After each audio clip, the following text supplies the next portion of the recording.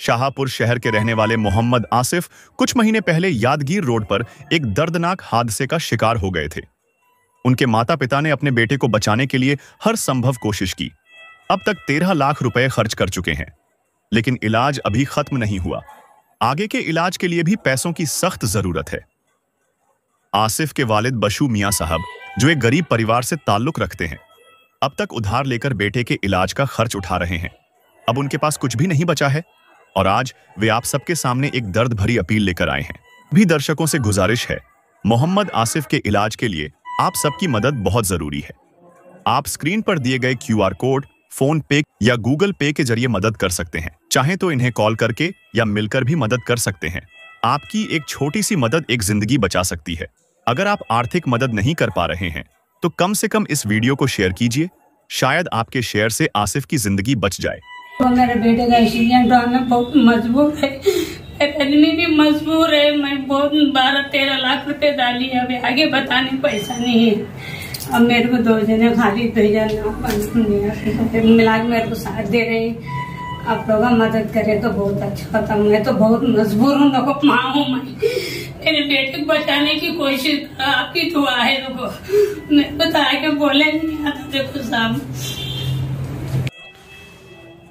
ಆತ್ಮೀಯ ಎಲ್ಲ ವೀಕ್ಷಕರಿಗೆ ಇವತ್ತಿನ ದಿನ ನಾನು ಈ ಒಂದು ಮಾಧ್ಯಮದ ಮುಖಾಂತರ ವಿನಂತಿಸಿಕೊಳ್ಳೋದೇನೆಂದರೆ, ಶಾಹಪುರ ನಗರದಲ್ಲಿರ್ತಕ್ಕಂತಹ ಬಾಷು ಮಿಯಾ ಅವರ ಮಗ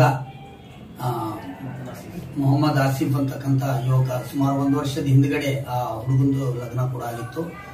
ಆಕಸ್ಮಿಕವಾಗಿ ಶಾಹಪುರಿಂದ ಕೆಲಸಕ್ಕಾಗಿ ಹೋಗುವಂತಹ ಸಂದರ್ಭದಲ್ಲಿ ಯಾದಗಿರಿ ಹೆದ್ದಾರಿಯಲ್ಲಿ ಅಪಘಾತ ಆಗ್ತದೆ. 2 ವೀಲರ್ ಮುಖಾಂತರ ಹೋಗುವಂತ ಸಂದರ್ಭದಲ್ಲಿ ಅಪಘಾತ ಆಗಿ ಬಹಳ ಸೀರಿಯಸ್ ಆಗಿ ಗಾಯ ಆಗಿ ಆ ಒಂದು ಹುಡುಗನಿಗೆ ರಾಯಚೂರು ಆಸ್ಪತ್ರೆಗೆ ಮುಂದಿನ ಚಿಕಿತ್ಸೆಗೆ ಅಲ್ಲಿಂದ ರವಾನೆ ಮಾಡ್ತಾರೆ. ಅಲ್ಲಿಂದ ಚಿಕಿತ್ಸೆ ಫಲಕಾರಿಯಾಗದೆ ಬೇರೆ ಬೆಂಗಳೂರು ಕೂಡ ಹೋಗ್ತಾರೆ. ಮತ್ತೆ ಅಲ್ಲಿ ದುಡ್ಡಿನ ಎಲ್ಲ ಇವರಲ್ಲಿ ಇರ್ತಕ್ಕಂತಹ ಮನೆ, ತಮ್ಮ ಬಂಗಾರ ಒಡವೆಗಳನ್ನು ಎಲ್ಲ ಒತ್ತಿಟ್ಟು ಅವ್ರು ಏನೇನು ಪ್ರಯತ್ನ ಮಾಡಬೇಕು, ಅವ್ರ ತಂದೆ ತಾಯಿ ಬಡವರು ನನ್ನ ಜೊತೆ ಕೂಡ ಇದ್ದಾರೆ. ಅವರು ತಮ್ಮ ಎಲ್ಲ ಇರ್ತಕ್ಕಂಥ ಇದರಿಂದ ಹುಡುಗನಿಗೆ ಉಳಿಸುವಂತ ಪ್ರಯತ್ನ ಬಹಳಷ್ಟು ಮಾಡಿದ್ದಾರೆ. ಇಲ್ಲಿವರೆಗೆ ಸುಮಾರು ಒಂದು 13 ಲಕ್ಷದ ಅವರು ಇದು ಖರ್ಚು ವೆಚ್ಚ ನೋಡ್ಕೊಂಡು ಬಂದಿದ್ದಾರೆ, ಸಾಲ ಮಾಡಿ ಅದೆಲ್ಲ ಮಾಡಿ. ಈಗ ಇನ್ನೂ ಕೂಡ ಆ ಹುಡುಗ ಗುಲ್ಬರ್ಗ ಕಿದ್ವಾಯಿ ಆಸ್ಪತ್ರೆಯಲ್ಲಿ ಆ ಹುಡುಗ ಇನ್ನೂ ಚಿಕಿತ್ಸೆ ಪಡಿತಾ ಇದ್ದಾನೆ.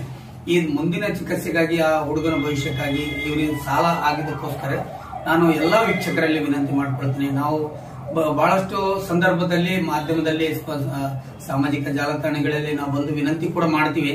ಈ ಒಂದು ವಿಶೇಷ ಸಂದರ್ಭದಲ್ಲಿ ನನ್ನ ಜೊತೆ ನಮ್ಮ ಮಾಜಿ ನಗರಸಭೆ ಅಧ್ಯಕ್ಷರಾಗಿರ್ತಕ್ಕಂಥ ಹನುಮಂತರಾಯ ಗೌಡರು ಕೂಡ, ಮತ್ತೆ ಅಬ್ದುಲ್ ಖದೀರ್ ಸಾಬ್ ಅತಾರಿ, ಮತ್ತೆ ಅವರು ತಂದೆ ತಾಯಿಯವರು ಕೂಡ ನನ್ನ ಜೊತೆ ಇದ್ದಾರೆ. ತಾವೆಲ್ಲರೂ ಕೂಡ ಶಾಹಪುರ್ ಇರ್ತಕ್ಕಂಥ ಎಲ್ಲರೂ ಕೂಡ ಈ ಒಂದು ಫ್ಯಾಮಿಲಿಗೆ ನೋಡಿರ್ಬೋದು. ಯಾಕಂದ್ರೆ ಶಾಹಪುರ್ ಜಾಲ್ಗಾರೋಣಿಯಲ್ಲಿ ಇರ್ತಾರೆ ಇವರು.